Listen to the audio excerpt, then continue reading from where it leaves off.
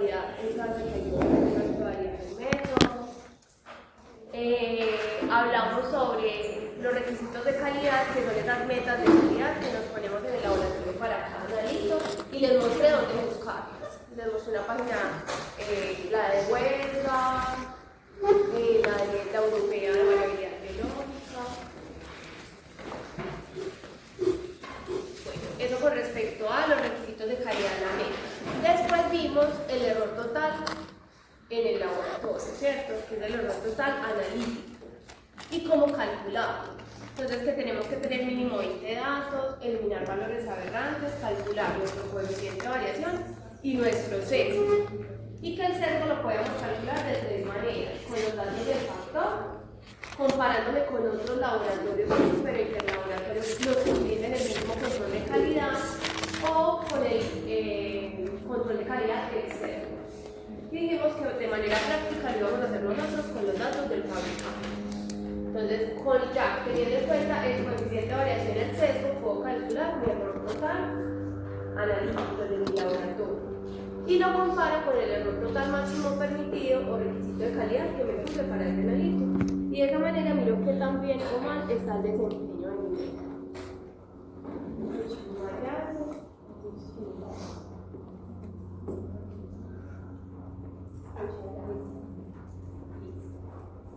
Entonces, en cuanto a desempeño analítico, por el momento llevamos el tema de error total máximo permitido y error total analítico. Pues una manera de mirar si mi método está funcionando bien.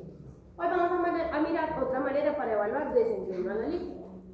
Una que es usada actualmente, muy recomendada, más que incluso el error total máximo permitido. Pues que simplemente tenerlo en cuenta y compararlo. Igual acá se tiene en cuenta el error total máximo permitido, pero va mucho más allá. Esto se llama entonces sigma métrica. La sigma métrica es considerada como una herramienta para la seguridad del paciente, porque es una herramienta que me ayuda a reducir la cantidad de aumentar, la detección de errores en el laboratorio. Listo. Y al aumentarme la detección de errores en el laboratorio, me va a permitir, obviamente, tener un mayor rigor a la hora pues, en temas de seguridad del paciente. Acá nuevamente un resumidito de lo que llevamos. Nuevamente acá un resumidito de lo que llevamos. Tenemos que, primero, para planear pues, toda mi estrategia de control de calidad, tenemos que identificar los requisitos médicos, variabilidad biológica, voluntad del arte, que son los requerimientos del control de calidad. Dice que luego debo seleccionar mi control de calidad teniendo en cuenta que sea conmutable, estable y homogéneo, de tercera opinión, niveles que estén en puntos de decisión clínica, 2 o 3. Determino mis valores esperados, mi media de desviación estándar. Con esta información ya puedo tener mis datos propios de laboratorio y poder hallar mi propia gráfica de Levy-James. Después nos dice que podemos determinar el desempeño analítico o el desempeño de mi método utilizando en este caso Six Sigma, y ahí les damos como un adelanto de cuál es la formulita que utilizamos en Six Sigma o Sigma. También nos dice que después de eso, ya les voy a mostrar qué es esto, que es la probabilidad de detección de errores y probabilidad de falsos rechazos, y ya me dice que a partir de eso yo ya puedo saber cómo voy a trabajar con mi analito, cuáles van a ser las reglas, los niveles que voy a utilizar. ¿Y esto por qué es importante? Yo les había dicho que cada cuánto yo proceso controles. Cada que proceso muestras. Y si yo proceso 2000 muestras diarias, pero el laboratorio de la compañera procesa 100 muestras diarias, ¿cada cuánto debo procesar controles? Diariamente. Pero es lo mismo procesar controles diariamente en una carga de 1000 muestras a una carga de 100 muestras. En ese lapso de 1000 muestras pueden pasar muchas cosas que yo no estoy detectando. ¿Listo? Entonces, ¿cada cuánto debo controlar? O sea, una serie analítica equivale a cuántas muestras. Porque puede que su laboratorio viene a ver una vez al día, no, vamos a controlar al mediodía y en la noche. ¿Cierto? Es un laboratorio que procesa todo pues, 24 horas. ¿Cómo define uno en qué momento controlar? ¿cierto? Si es cada que cambio de personal, entonces cuando yo entro controle, luego cuando entra mi compañera vuelva y controle. ¿Cómo se hace eso? La sigma me ayuda a tomar este tipo de decisiones. Y además, ¿cómo saber si proceso solo dos controles, es decir, el nivel 1 y el nivel 2? O proceso dos niveles 1 y dos niveles 2 como para ser más riguroso mi proceso. También en temas, la sigma me ayuda también a planear mi control de calidad, cómo debo hacerlo.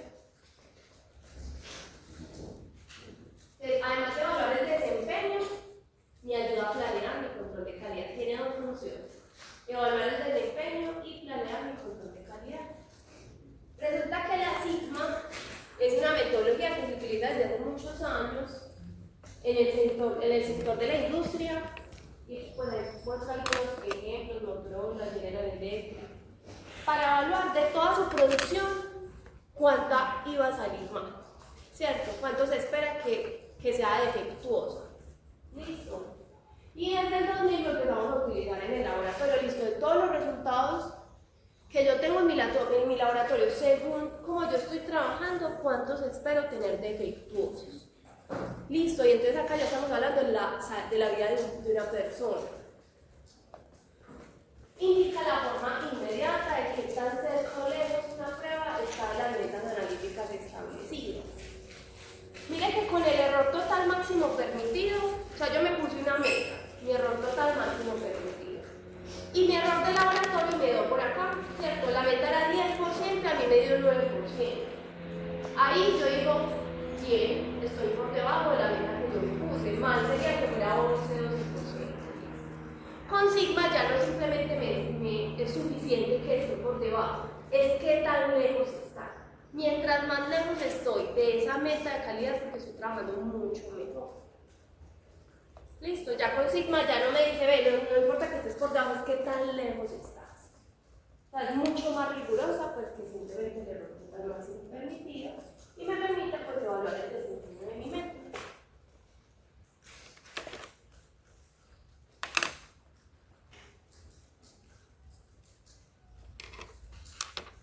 Yo les había mostrado esta grafiquita que les indica como mi valor verdadero. Piensen en ese control 1 del día de ayer que tenía una media de ¿cuánto? 83. 86, bueno, no, 83. Y estos son los límites de calidad, ¿cierto? Vamos a poner el ejemplo de la media pues, del control, y que mi error total máximo permitido en general es 10%, suponiendo. ¿Qué vemos acá? Vemos tres campanas de Gauss. ¿Cuál de las tres es más precisa y cuál es más imprecisa? ¿Cómo? La verde es más que precisa. Los datos están así como más junticos y más cerquitas. Es más precisa, incluso más veraz. Listo. De ahí le sigue la naranjada y de ahí la otra que sí le dio un resultado por allá y otro por allá. Incluso muchos de esos resultados en términos de desviación estándar, aquí estamos viendo como una desviación, es decir, variabilidad de los datos. En términos de desviación estándar, la roja es tan grande que incluso alcanza a tocar los límites. ¿Listo? Cuando hablamos de sigma, hablamos de cuántas desviaciones caben entre el valor verdadero y el límite de decisión, ¿cierto? Y ven en la parte inferior que dice 1 sigma, 2 sigmas, 3 sigmas, 4 sigmas, 5 sigmas, 6 sigmas, menos 1 sigma, hasta menos 6 sigmas.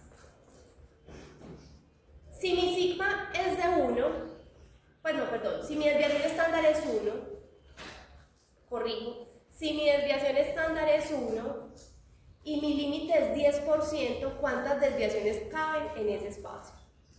10. Si mi sigma es 2, ¿cuántas caben? Si fuera 5, ¿cuántas desviaciones caben? 2. ¿Listo? Así es el sigma. El sigma es cuántas desviaciones caben entre el valor verdadero y el límite de tolerancia o el error total máximo permitido. 6 sigma es que caben 6 desviaciones. Es decir, que mi variabilidad es muy chiquita. 1 sigma es que mi variabilidad es tan grande que solo entre ese y ese cabe una sola desviación. Por ejemplo, este rojito sería 1 sigma. Mi desviación es de todo esto. En ese espacio solo cabe una sola desviación.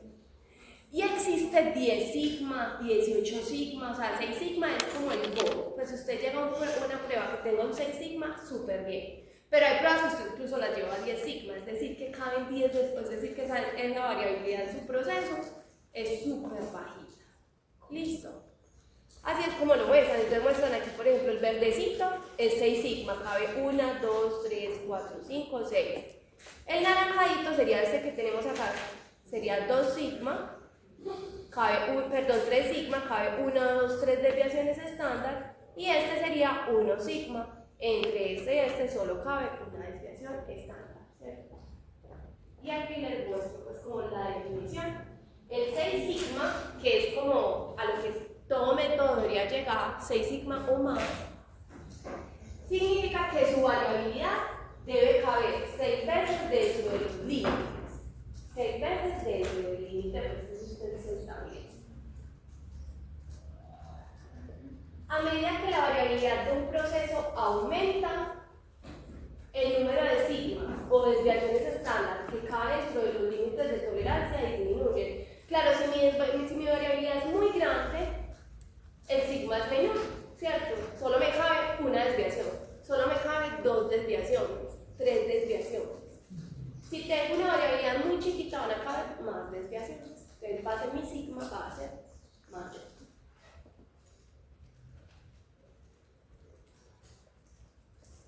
Resulta que si yo tengo un sigma de 1, quiere decir que por cada,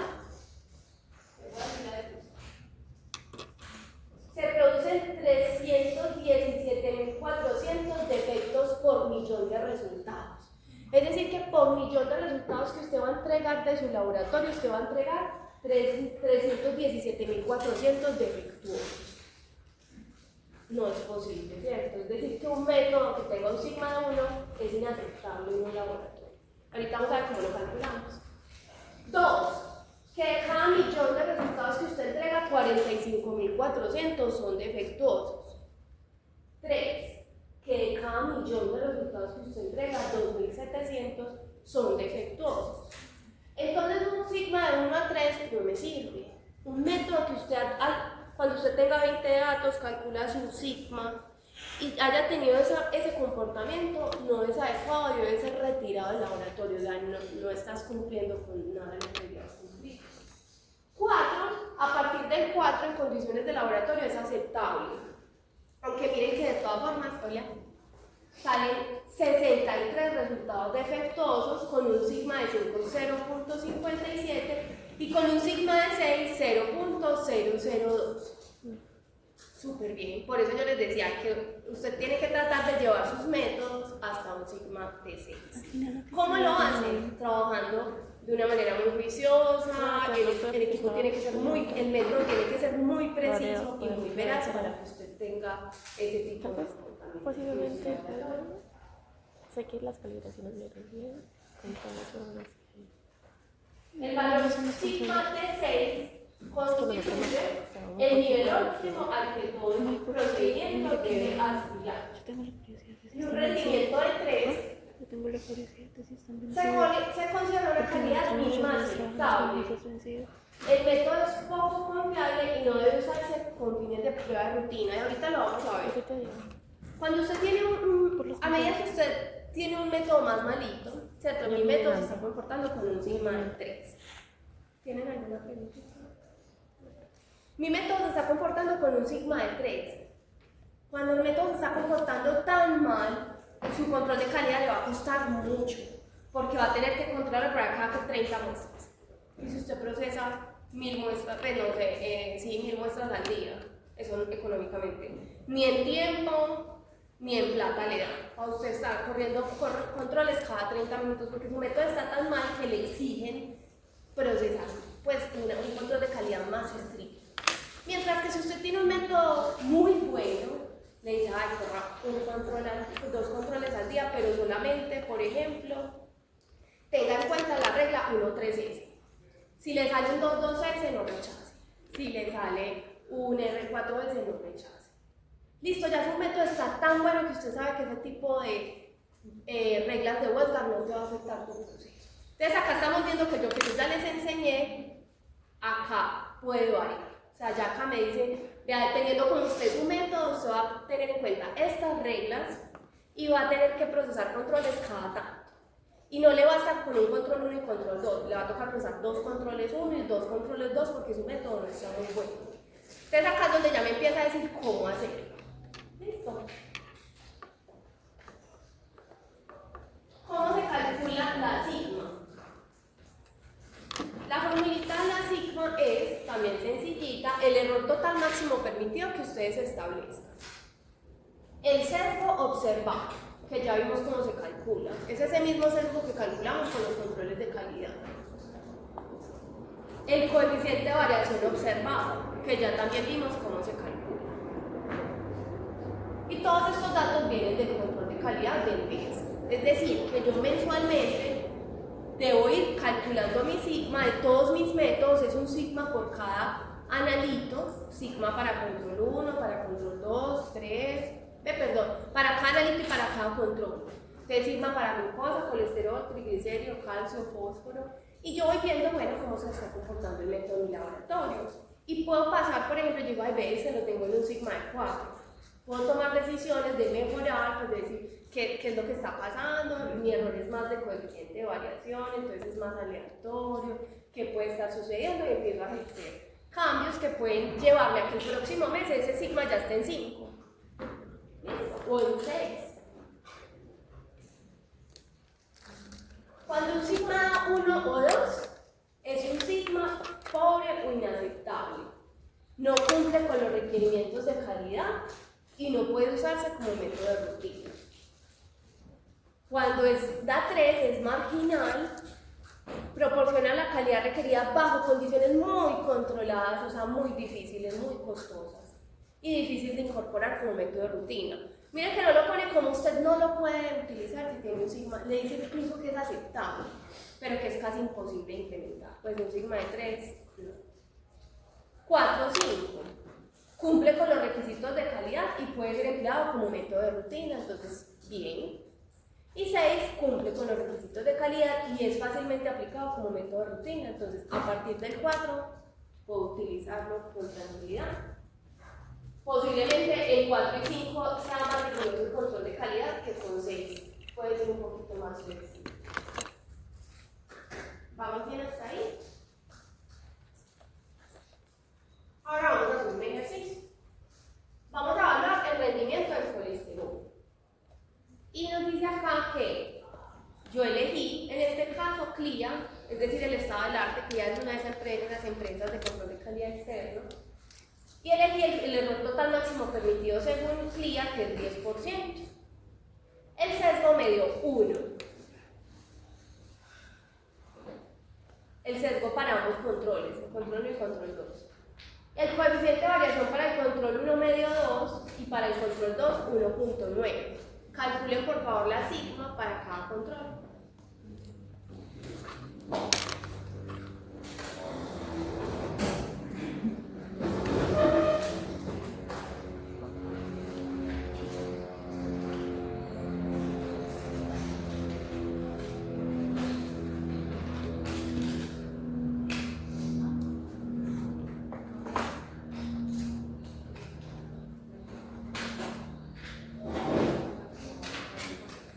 Bueno, acá el sesgo, para que también lo tengamos en cuenta, también es un valor absoluto.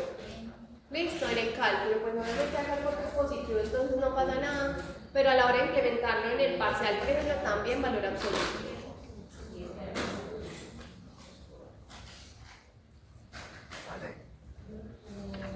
Creo que es 4.5 el control. 4.5 el control 1 y el 2. 4.7, ¿listo? ¿Cómo vemos ese sigma? La fórmula era el error máximo permitido menos el sesgo. ¿Cómo vemos ese sigma? Bien, bueno, ¿cierto? El colesterol en el laboratorio se está comportando bien. 4.5, 4.7. Decimos que es bueno. Conclusión.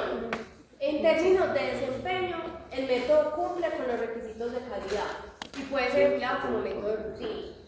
De cada millón de resultados, 63 van a ser defectuosos. Cuando les pidamos entonces una conclusión sobre la sigma, básense pues como en este tipo de interpretación. Hasta acá solo tenemos desempeño, hasta acá no me han dicho cuántos controles puedo utilizar, cómo vamos a procesar, hasta acá desempeño, pero acuérdense que yo les dije que la sigma me servía para dos cosas, una desempeño y otra planeación. Entonces, sigamos acá. Este es un ejemplo de un articulito que nos mostraba que habían evaluado la sigma de diferentes analíticos. Acuérdense que esto que yo les estoy enseñando aplica para todas las pruebas cuantitativas de todo el laboratorio. Lo estamos mostrando aquí en química clínica, pero aplica para todo. Entonces tenemos recuento de leucocitos, hematocrito, hemograma, recuento de eritrocitos, volumen corpuscular medio, recuento de plaquetas. Y dice que de cada uno de ellos procesaron 3 controles. Y muestran acá cuál fue el coeficiente de variación, es decir, sacaron su media, desviación estándar, entonces sacaron su coeficiente de variación, sacaron su sesgo, el sesgo de cada control, con base en ellos calcularon su error total, el del laboratorio, y se compararon con el error total analítico según variabilidad biológica mínima. Entonces pusieron aquí cuál era la variabilidad biológica mínima del recuento de leucocitos, cuál es del hematocrito, el de plaquetas, ¿cierto? Y sacaron el sigma de cada uno. Sigma de control 1, 2 y 3 de este, sigma de control tata. Miren cómo varía. Entonces, los recuentos de leucocitos, miren la sigma. Excelente, pucha, súper bien. Incluso acá de una vez le dicen, vea, pues la regla 1.13 es suficiente, que usted evalúe. Si le sale otra regla, no importa. Acá ya no fue tan bueno. El control 1 le dio un sigma muy bajito y el 2 y 3. Y siempre, por seguridad del paciente, nos vamos a ir por el más malo, a hacer el análisis con el más malo. Ay, no vamos a maquillar, pero mire que es que tengo uno en 4.7, pero tienes uno muy malo. O sea, el método a concentraciones bajitas de hematocrito no está funcionando bien. Entonces, si nos miramos con el 3.1, ahí te exige tener multirreglas, es decir, vas a tener en cuenta 1, 3S, 2, 2S, R4S, todas de las que hablamos la clase pasada. Lo mismo acá, entonces así es como se analiza. Miren que acá está en 10 estos dos, pero el 1 está en 6.6, igual sigue siendo súper bien. Y así sucesivamente. Acá, por ejemplo, miren, 2.1, 8.4 y 12.3. Uno dice, ay, pero es que está funcionando también con el control 2 y 3. Pero entonces, ¿qué pasa con los pacientes que tienen recuento de plaquetas bajitas? Este método no me está funcionando bien, entonces ahí es donde usted tiene que analizar. Con una sigma de 2.1, ¿será que tengo que cambiar el método? No me está funcionando bien. Entonces miren que la sigma la tenemos que analizar por cada uno de esos controles de calidad. Ahora en temas de planeación del control de calidad, hay una guía que se llama C24, la edición 14, yo creo que la tengo para compartir, la voy a revisar. Y en esa habla de riesgo o temas de seguridad del paciente. Es una guía enfocada a riesgos. El riesgo es el daño al paciente. El riesgo de daño al paciente está relacionado con los resultados erróneos de las pruebas que se informan al analizar las muestras de los pacientes. ¿Cuántos resultados erróneos de pacientes se pueden emitir antes de que el control de calidad detecte un error en el sistema de medición? Resulta que yo procesé hoy, el día de ayer procesé controles y procesé todas las muestras de mis pacientes. 1000 pacientes. Bueno, acá en el ejemplo, 850 pacientes. Listo. Yo procesé el día de ayer 850 pacientes. Y hoy vengo a montar controles porque ya están tomando las muestras de los pacientes que van a entrar. Entonces monto controles y eso no me da. Y vuelvo y verifico si es que entonces miro la gráfica de Levy-Jane, es un error de tipo aleatorio, tomo decisiones, vuelvo y controlo y eso no da. No da. En ese momento, ¿desde cuándo está ocurriendo ese error? ¿Cómo me voy a dar cuenta? Ya llevo 850 pacientes antes y en qué momento ocurrió el error. No me voy a dar cuenta, ¿cierto? O sea, es muy difícil detectar en qué momento ocurrió un error en esos pacientes. Y ahí es cuando se establecen pues como estas herramientas que nos ayudan a indicar cada cuánto correr controles, disminuyendo, aumentando la probabilidad de detección de errores, ¿cierto? Aumentando la probabilidad, ya acá es un tema de probabilidades, porque igual pues exactamente no saber en qué momento ocurre, no, pero ya acá es un tema más de probabilidades. Este articulito se lo voy a compartir, que les habla un poquito más de este tema para que lo lean. Igual ustedes saben, yo les estoy compartiendo las presentaciones para que mañana en el taller lleven sus computadores, sus notas, porque mañana vamos a tener un tallercito en el laboratorio, mañana solo vamos a hacer un taller. Y la idea es que tengan todo a la mano. Y lo vamos a hacer en un Excel, yo ya les voy a mandar el Excel. Entonces deben llevar computadorcitos o tablets, con lo que sea, los vayan a trabajar. Según este artículo nos dice que uno puede determinar con la sigma el número de muestras de pacientes en la corrida, la selección de reglas de vuelta adecuadas según su sigma y el número de controles. Y nos habla de algo que es probabilidad de falso rechazo o probabilidad de detección de errores. ¿Qué es la probabilidad de falsos rechazos? Es la probabilidad de que el procedimiento de química clínica indique un problema cuando en realidad el sistema está bajo control, falsas alarmas. Listo. Yo tengo una prueba que está en 10 sigma y mi resultado detectó, pues mi gráfica de Leiden detectó un 22S. Pero resulta que mi método está tan bien que ese 22S realmente para el tipo de método que yo tengo tan bueno no equivale a una alarma real, sería una falsa alarma. Y el hecho de que yo rechace en ese momento tiene implicaciones económicas para el laboratorio. Entonces acá también empezaron a pensar, bueno, rechazar tanto, o sea, ¿en qué momento es adecuado rechazar tanto y en qué momento no? Rechazar una corrida. Recuerden que rechazar es que yo proceso mis controles, no pasan, entonces los rechazo y no puedo procesar muestras de pacientes. Entonces, lo de los falsos rechazos es de estar rechazando por rechazar, cuando realmente es importante rechazar una corrida. Y ahí es cuando empiezan a decir qué reglas son apropiadas según como usted tenga su método. No es rechazar por rechazar. Listo. A eso le llamamos probabilidad de falso rechazo y lo ideal es que sea de 0. O sea, que la probabilidad que usted rechace por rechazar sea de 0. Pero se acepta hasta un 5%. Probabilidad de falso rechazo hasta un 5%. Probabilidad de detección de errores.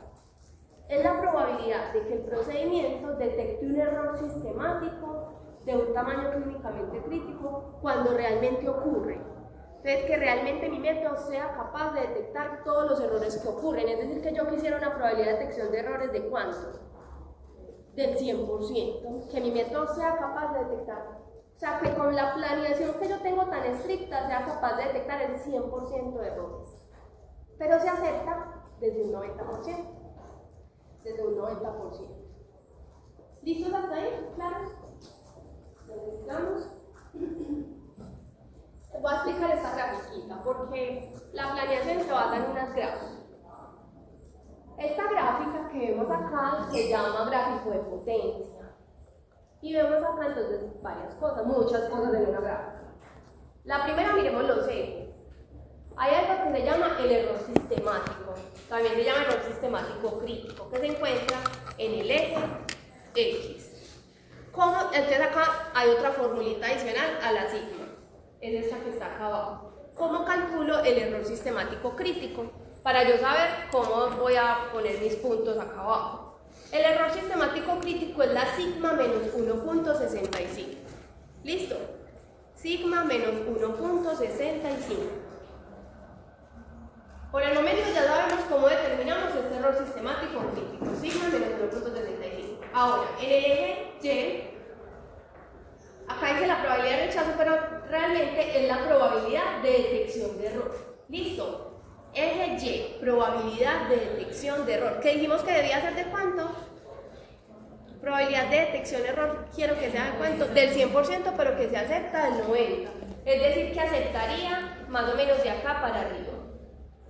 Listo, por el momento llevamos eje X, que es el error sistemático crítico, que ya sé cómo lo calculo. El eje Y, que es la probabilidad de detección de errores, que debería ser del 90%. Bueno, tenemos acá unas líneas, esas líneas ya vienen en esa gráfica, no hay que hacerlas. Unas líneas en estas gráficas que tenemos acá. Y acá tenemos al lado derecho un cuadrito. En ese cuadro está R, que miramos acá, es el número de corridas, una corrida.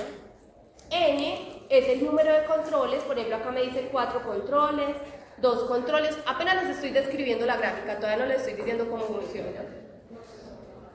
Probabilidad de detección de errores que realmente, bueno, acá me la muestra, .91, .66, .59, .48. Probabilidad de falso rechazo, y me lo muestra acá, del 3%, del 1% y del 0%. ¿Listo? Y además, si vemos en cada una me muestra unas, ¿cómo se llaman estas? Esto que tenemos aquí. Eso, 1, 3S, 2, 2S. ¿Reglas de quién? De Westgard, listo. Entonces miren que me muestra también unas reglas de Westgard, una regla única y unas multireglas. Cuando son varias se llaman multireglas, listo. Ahí les describí el cuadrito, qué es lo que hay en ese cuadro, cómo funciona ese cuadro. Resulta que cada línea de estas que tenemos acá equivale a una planeación de calidad. Entonces, la primera de abajo equivale a esta planeación de calidad.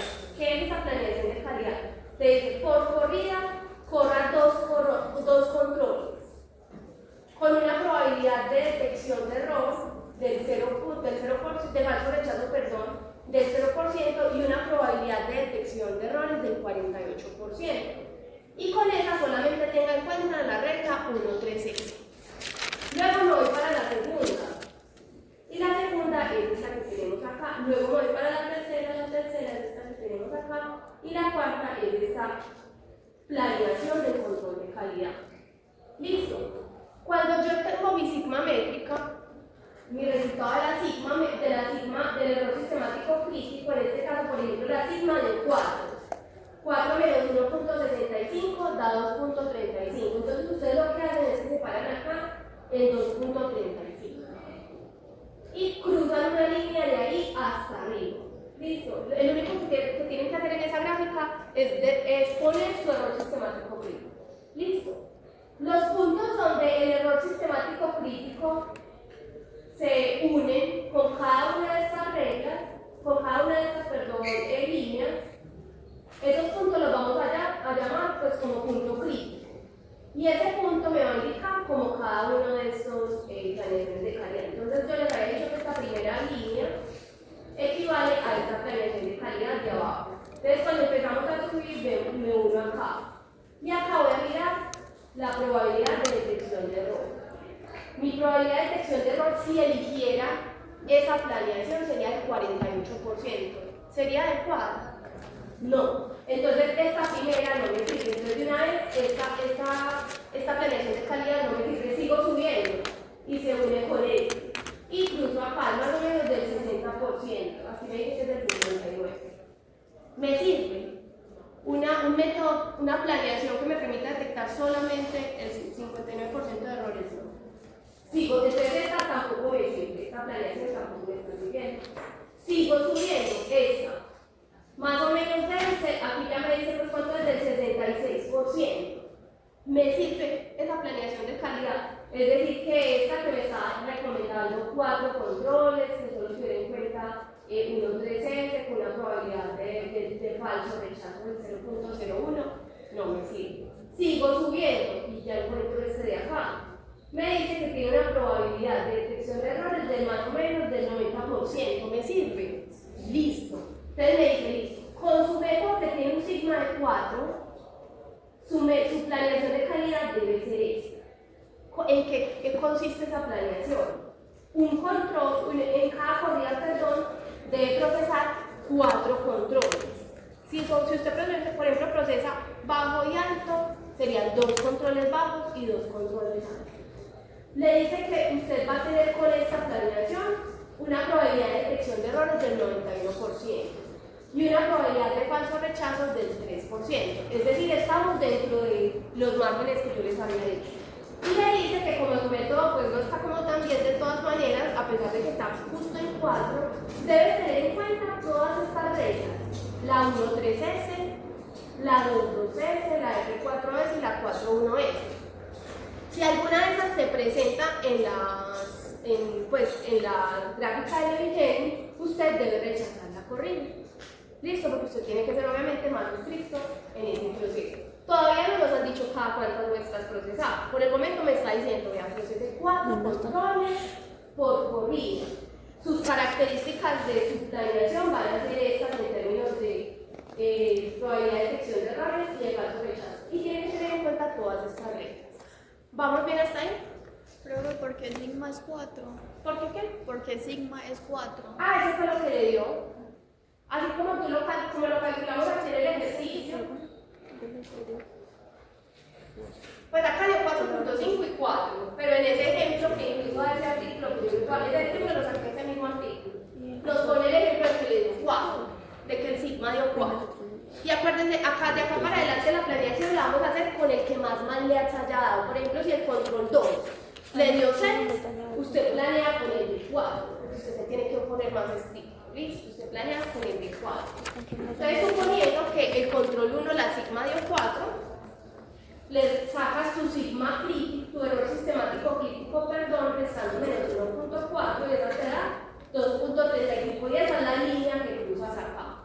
O sea que esta gráfica ya viene lista, usted lo único que tiene que hacer es cruzar su línea, mirar en qué punto se intercepta y empezar a analizar cuál de esas planeaciones de calidad van a ser útiles para usted. Pero bueno, algo que no entiendo. Mientras, en este caso sí, claro, mira, mientras más arriba, casi todas las que están de punto 90 están por acá por arriba, mira. Pues no todas. Y se me ha hecho como que si daba error en alguna de esas bibliotecas, pues no descartáramos. Pero en esta planeación sí. Por ejemplo, si hubiese sido, si mi línea estuviera acá, y yo elijo cualquiera de estas, puedo elegir cualquiera de las 4 porque todas están por encima de 90. O sea, se amplía mi forma de planear, ¿cierto? Si mi error sistemático físico está justo acá, puedo elegir cualquiera de las 4 porque todas me darían una probabilidad de detección de error del 90% para arriba. Y puedo elegir, por ejemplo, esta opción donde le dice que solamente corra por corrida 2 controles y que solamente tenga en cuenta la 1.3S. Podría elegir esa opción. Pero acá no tuve esa opción, porque la única planeación de control de calidad que me dio por encima del 90% fue esta. Entonces solamente pude elegir esa, y en esa sí me dice tienes que tener en cuenta todas las reglas de uso. Si hubiera podido utilizar esta o esta, solamente hubiese tenido en cuenta la 1.3S y el resto así salgan, no las tendría que poner como una causal de rechazo. Pero en este caso mi sigma no está tan bueno, está en 5. Mientras mi sigma esté más alto, esta línea va a ser un poquito más corrida a la derecha. Entonces mi control de calidad ya puedo tener una mayor posibilidad de variación. ¿Se quedó claro?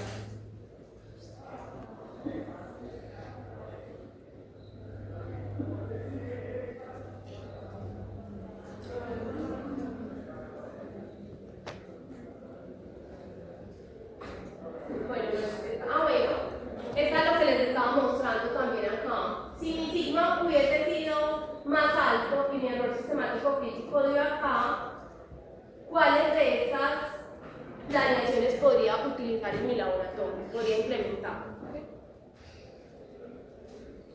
Mi error sistemático crítico es este rojito. Entonces se me junta con este. Más o menos acá, ¿cuál es la probabilidad de detección de error? Mayo punto 90 y algo, pues de 90 y algo, 95 póngale. Acuérdense que la primera línea siempre va a ser esta planeación de abajo, o sea, esta la puedo utilizar. Esta también es más arriba de 95, póngale 97%. Sería esta, también la puedo utilizar. Esta es como del 99%, sería esta, también la puedo utilizar. Y esta es del 100%, o sea, la probabilidad de detección de error si utilizo esta es del 100%. Podría utilizar cualquiera de esas. Listo, entonces yo ya puedo utilizar cualquiera. ¿Cuál utilizo? Prefiero, en términos económicos, si todas son buenas, prefiero procesar 2 controles por corrida que 4. Listo, y en su laboratorio se lo van a decir, vean, en todas usted tiene una probabilidad de detección de errores de más del 90%. Utilice las que tengan 2 controles, entonces ya estoy entre estas 2. planeaciones de calidad. Y todas tienen una probabilidad de falso rechazo por encima del 5, por debajo del 5, o sea que están bien.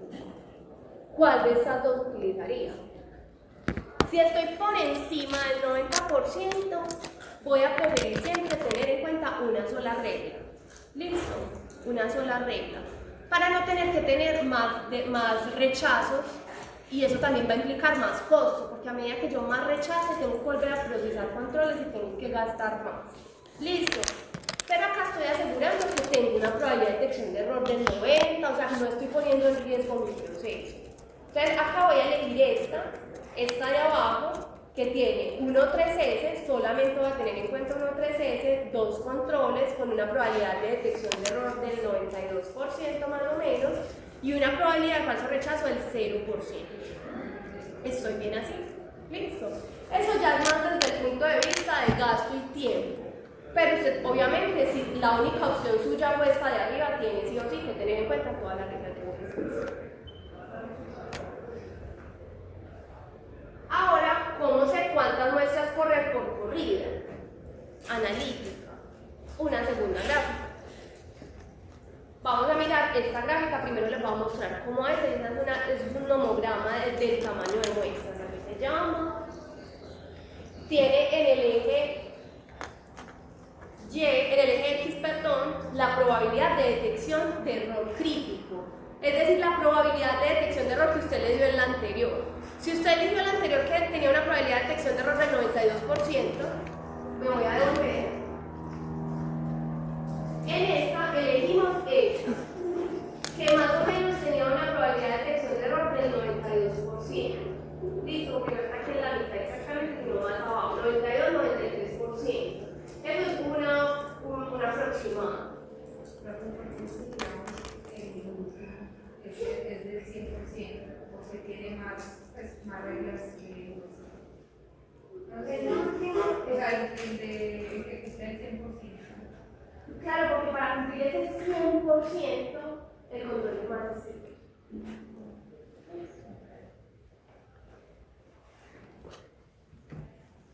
Listo, entonces yo ya aquí sé que si elijo esta opción, lo vamos a ir con esta. Dos controles, una sola regla de muestras y una probabilidad de detección de error del 93% más o menos.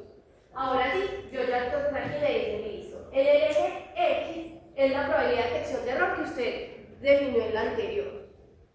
En el eje Y es el tamaño, el número de pacientes que usted va a correr. Hay unas líneas que se cruzan, que ya están definidas por este nomograma, y al lado derecho tenemos entonces SR2, MR2. S es de single y R de rule. Entonces tenemos acá una única regla o una regla múltiple, MRSR. Y 2 o 4 me indica el número de controles. Si vamos a preguntar 2 controles o 4 controles. Según lo que nosotros definimos en la anterior, ¿cuál de estas es la que vamos a implementar? ¿Single o el de múltiple? Single. ¿Y 4 controles o 2 controles? 2 controles, es decir, que nos vamos con esta de arriba. Entonces me dice, listo, usted ya definió, entonces ya venga acá y usted va a tener en cuenta solamente el que es cruciadito. Si usted hubiera elegido de regla múltiple con 2 controles, sería esta de acá, que sería esta que va subiendo por acá, esta. Si usted eligió el single, pero 4 controles, sería esta raya punto, raya punto, raya punto, raya punto. Y si usted eligió el que es multiregla, el de arriba, y que son 4 controles, el que habíamos elegido en el ejemplo anterior, usted tendría en cuenta esta. Listo. Hasta ahí todavía no lo hemos mostrado como gráfica. Listo, solamente como para entender. Acá. Acá habíamos elegido esta, ¿cierto? Esta es única regla, single, y esta es múltiple. Single, múltiple. Y acá tenemos 4 controles, 2 controles. En el ejemplo anterior, por el contrario, hemos elegido 4 controles y múltiples. En este ejemplo elegimos 2 controles y única regla. Ahí ya sabemos por dónde nos vamos a ir. Si vamos a mirar esta o esta. En el segundo ejemplo nos vamos a ir por la primera, que es 2 que es simple y dos controles. Ahora, ¿qué tengo que mirar en esa gráfica? El único dato que yo tengo para poner en la gráfica es la probabilidad de detección de error mía. ¿De qué fue cuánto? En el segundo ejemplo, 92-93%. Entonces yo me vengo para acá, cada una de estas rayitas es como 2, 4, 6, 8, 10, entonces 92 da más o menos acá. Y cruzo esa línea. Listo, hasta llegar a la primera que toque, pero de esta. Entonces yo me tengo que ir yendo hasta llegar a la punteada. Voy a hacerla, a poner la rayita que ahí está, la voy a poner de color. Como para que la veamos bien entre todos. Insertar. La voy a poner acá. Una rayita que cruce. Y pongámosla.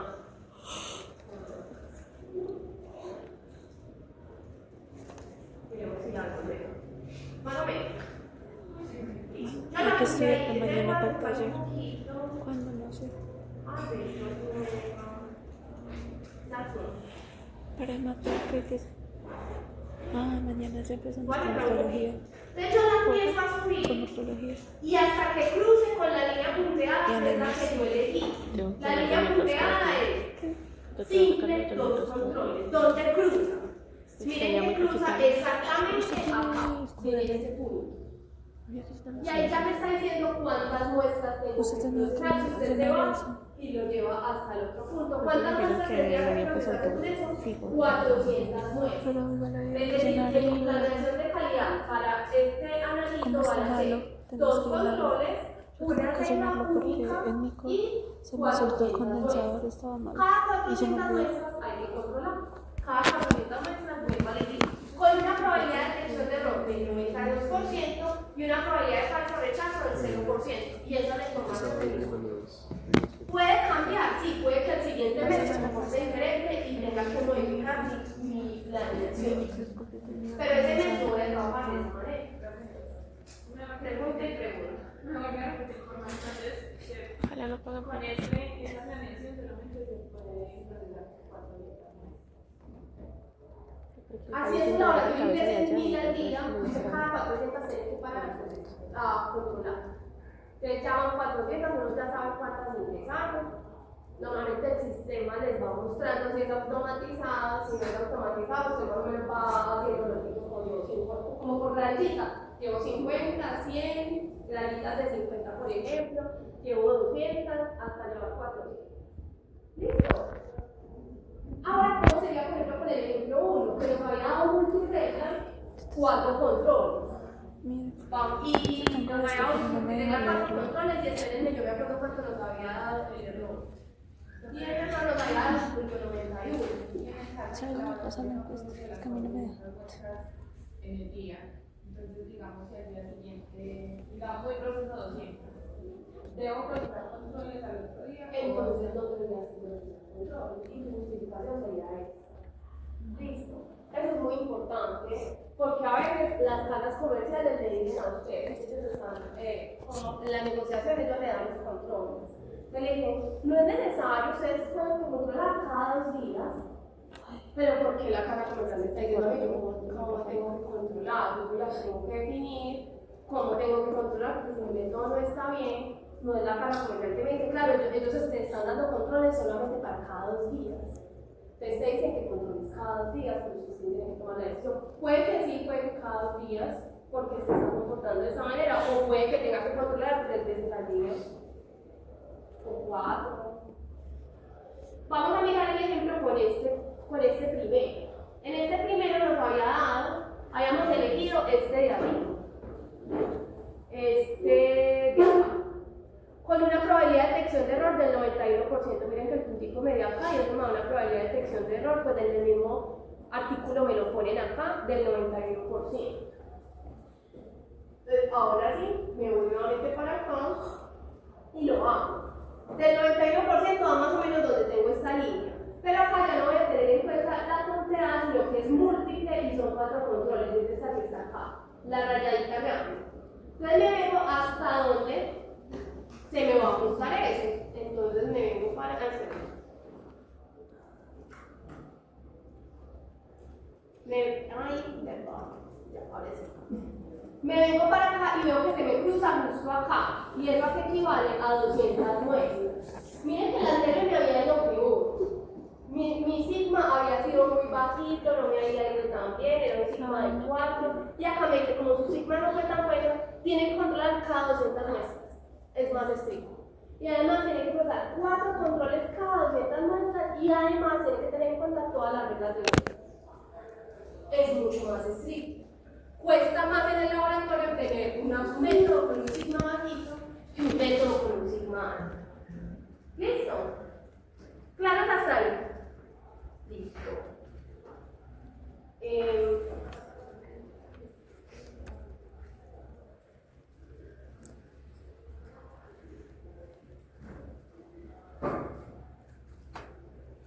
Bueno, simplemente un ejemplo. ¿Cada cuánto debo realizar este control? Pues está cálculo de sigma.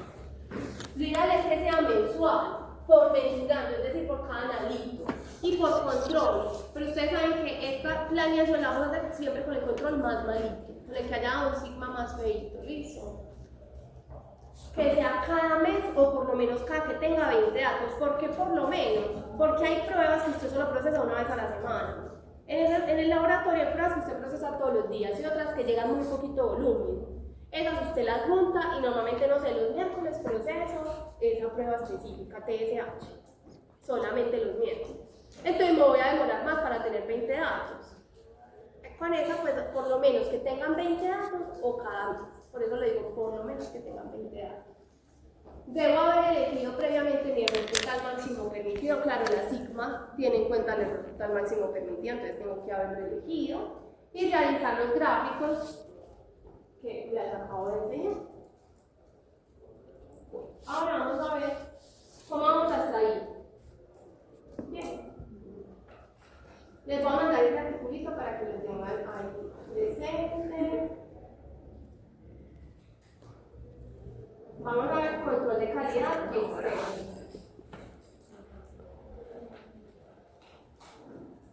¿Recuerdan lo que les había dicho del control de calidad externo? ¿Qué era eso? Una prueba, por una entidad o pues, que evalúa varios laboratorios al mismo tiempo y una muestra con el problema. Muy bien, es una muestra, pero además hay una característica importante y es que es una muestra a ciegas.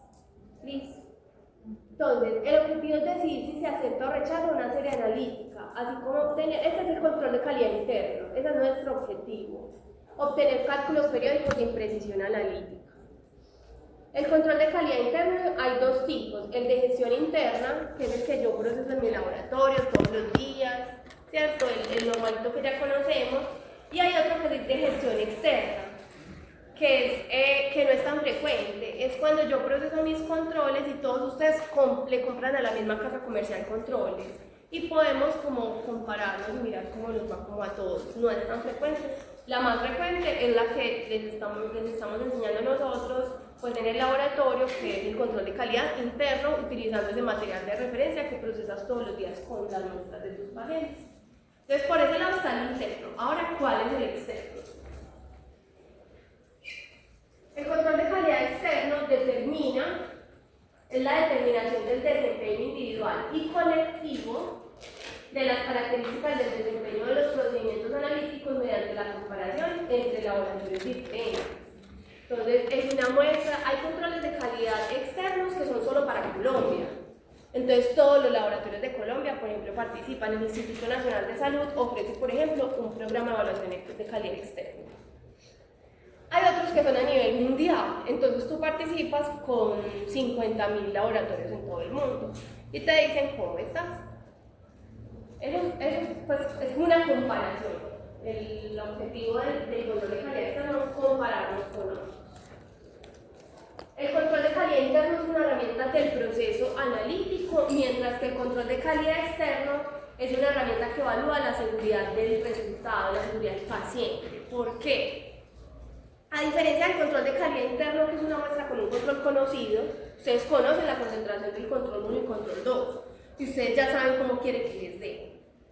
El control de calidad externo es una muestra a ciegas, entonces se comporta mucho se comporta de manera similar a con lo que sucede con una muestra de un paciente. Tú no sabes qué tiene esa muestra de ese paciente, entonces no puedes como mirar, si me dio, no me dio, está muy bajito, está muy alto, no tienes manera de saber. Entonces por eso dicen que el control de calidad externo está más enfocado a la seguridad del paciente. Utiliza siempre muestras con valor desconocido que son formalmente analizadas una sola vez simulándose en una muestra de un paciente.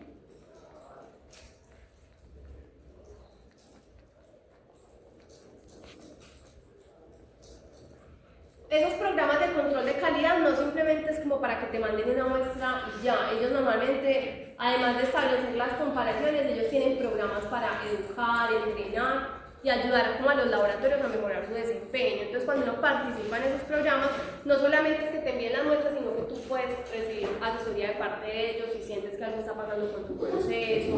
Ellos también tienen pues como todo eso, por eso es como un programa. Pero ya específicamente esa comparación que están haciendo, específicamente esa comparación lo llaman ensayo de aptitud. O sea, la comparación que te están haciendo a ti con otros lo llaman ensayo de aptitud. El programa es algo más grande, pero esa comparación es ensayo de aptitud. El ensayo de aptitud es que el programa en el que múltiples muestras se envían periódicamente a un grupo de laboratorio para su análisis o identificación, donde los resultados de los laboratorios se comparan con los de otros laboratorios del grupo y o un valor asignado y se informa a los participantes. ¿Qué quiere decir esto con valor asignado? No es que ellos ya saben la concentración, ellos les voy a mandar una muestra con una concentración exacta de 180 miligramos de decilitro, puede que sí lo sepan, pero la mayoría de veces el valor asignado con el que te van a comparar es la media de todos. Entonces ese va a ser como el valor asignado, lo que le da a todos la media, eliminando los outliers que de pronto hayan mandado resultados muy loquitos.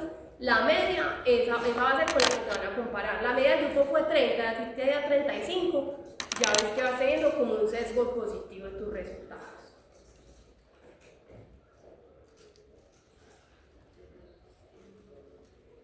Entonces, el organizador de ese programa o la empresa a la que uno le contrata pues, o le paga para participar debe cumplir con ciertas características. La primera es que debe tener evaluación de la conformidad, o sea, debe cumplir con esta norma técnica colombiana, la ISO IEC 17043, que nos habla específicamente de ensayos de aptitud. Entonces debe cumplir con esa característica. Lo segundo es que deben ser expertos con base sólida científica, ser independientes de intereses comerciales o financieros. Obviamente, si tú vas a participar en un programa que ofrece, vamos a poner la empresa de los reactivos que tenemos nosotros, Biosystems, ellos van a creer que a ti te dé súper bien todo porque es que usted le compra a ellos el reactivo y todo, entonces van a creer que a ti todo te funcione muy bien. Por eso normalmente tienen que ser externos a intereses comerciales. Definir un criterio de aceptabilidad, ellos deben definir cuál va a ser su criterio para compararte y contar con un grupo de asesor científico. Cuando uno lo compara, usted normalmente trata de participar en un grupo donde haya diversidad.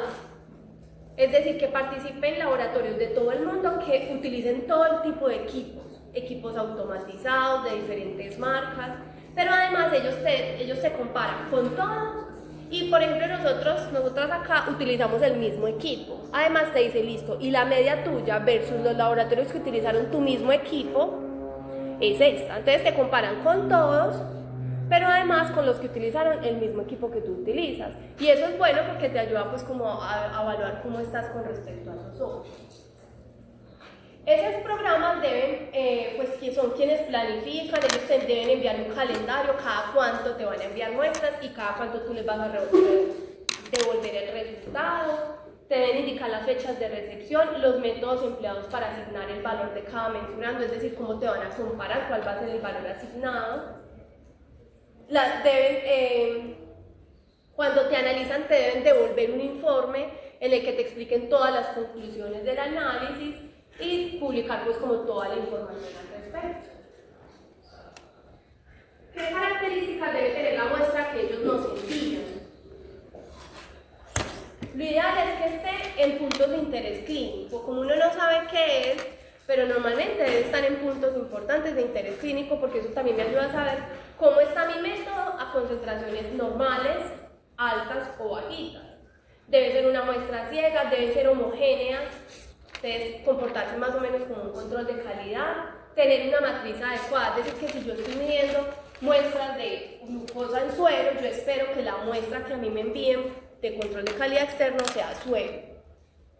Disponer de volumen suficiente por si algo sucede en el proceso y transportarlas en condiciones pues, que garanticen su estabilidad. Acuérdense que ustedes con esto los van a evaluar y eso cuesta mucho para un laboratorio. Cuando al final le dicen a usted no le dio, eso es muy grave porque además costó mucho para el laboratorio enviar esa muestra y qué pasó. Entonces a usted le toca empezar a evaluar qué pasó. Ay, es que yo me acuerdo que a mí me llegó esa muestra descongelada, pues descongelada o a temperatura ambiente, la muestra estaba derramada, entonces ¿por qué procesó eso así? Eso no le iba a dar, porque la muestra había perdido su estabilidad. Entonces es importante tener en cuenta todas las condiciones, porque si a usted le llega la muestra en malas condiciones, usted tiene que reportar al programa. Mándenme otra muestra, que la muestra que me llegó en estas y estas condiciones, manda foto y toda la información, porque eso cuesta mucho y usted obviamente a partir de eso va a reportar un resultado erróneo, no porque su proceso esté mal, sino porque la muestra venía ya con defecto en temas de estabilidad. ¿Y qué característica tiene que tener el laboratorio que está participando?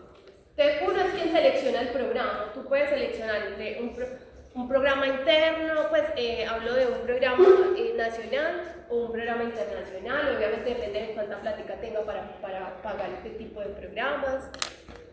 Según las NTC 15189, que es la de laboratorios, nos dice que nosotros tenemos que participar en programas, pero no nos dice cada cuándo.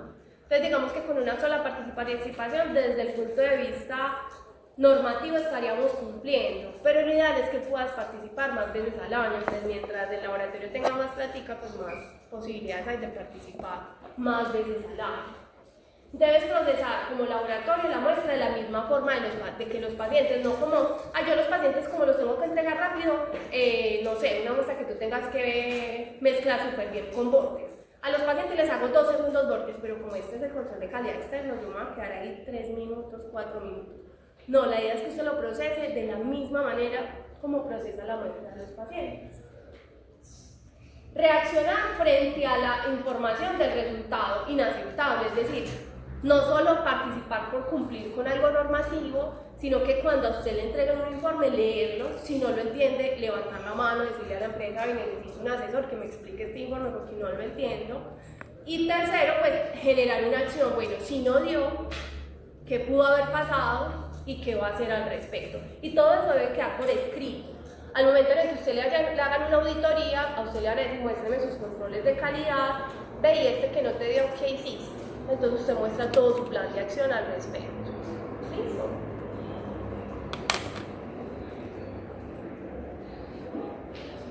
Cuando vamos a elegir uno de estos programas debemos tener en cuenta la frecuencia de evaluación, cada cuánto ellos sacan un programa al año. La oportunidad del informe. Si usted participó y se lo entregan en un año, ese programa no me sirve. Me sirve uno que me entregue informe rápido para yo tomar decisiones rápidas sobre mi proceso. Que tenga soporte y asesoría. Que haya muchos participantes, mientras se comparen con más participantes, mejor. Que la evaluación sea estratificada, como yo les decía, que me comparen con todos, pero por ejemplo también con los que tengan mi mismo equipo. Que el material de referencia enviado tenga trazabilidad, ellos a veces lo informan o si no, pues uno les puede pedir información. Lo que ellos van a hacer es comparar el valor verdadero versus el encontrado. ¿Cómo es que se llama esto? Sesgo. Es decir, que el control de calidad externo analiza es sesgo, veracidad. No te evalúa precisión. Porque tú no vas a mandar la misma muestra repetida varias veces, no.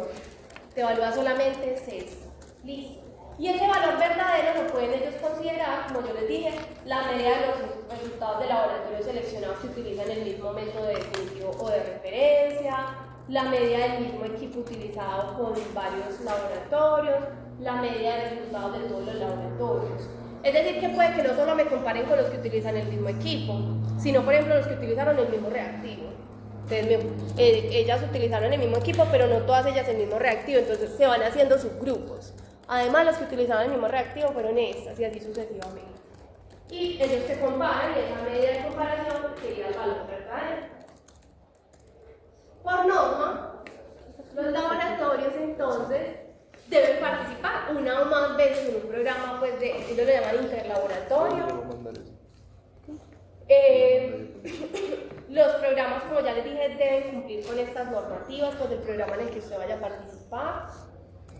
Debes integrar las muestras en el flujo de trabajo de rutina, como si fuera un paciente. Acá es muy importante, no podrá comunicarse con otros participantes. Resulta que ellas son mis amiguitas y ellas trabajan en otro laboratorio. Y yo sé que ellas participan en el mismo, entonces yo la llamo a vos como te digo. Y a vos como te digo, a ver si me da igual. La idea es no, porque yo no sé ellas cómo están trabajando en su laboratorio y si lo mío es bueno y lo de ellas no.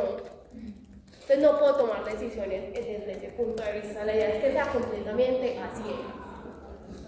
Deben implementar acciones correctivas cuando no se cumpla con el desempeño, realizar seguimiento a las acciones correctivas y tomar acciones preventivas para que eso no vuelva a pasar. Este es un ejemplo del Instituto Nacional de Salud. En la página aparece pues como el trámite del programa de evaluaciones de desempeño y uno puede entrar a estas páginas y en esas páginas les indican como el paso a paso de cómo participar. Pues ese solamente es un ejemplo, yo se lo voy a dejar como con las paginitas.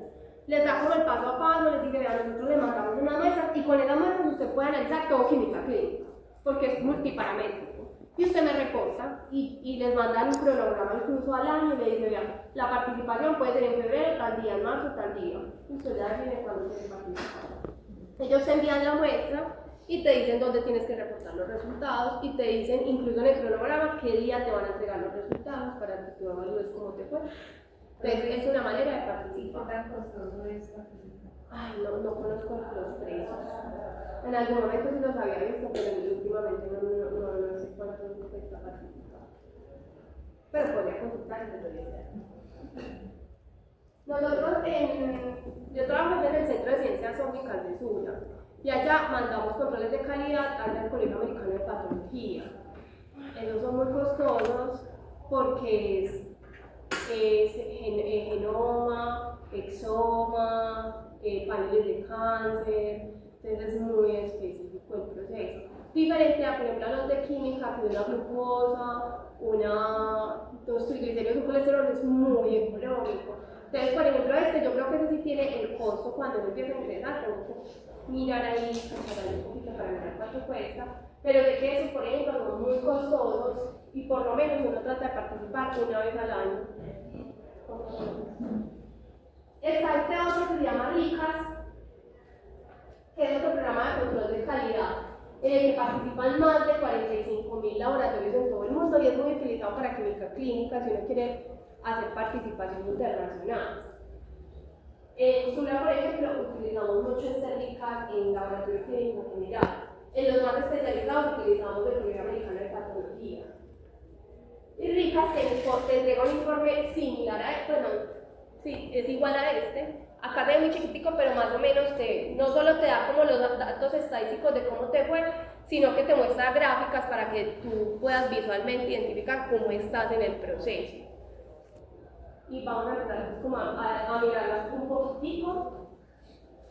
En la primera, los datos que nos muestra acá, en el primer cuadrito de la parte superior, y solo les voy a mostrar como manera, pues como ejemplo, en este me dice, listo, ¿cómo están todos los laboratorios que tuvieron el método?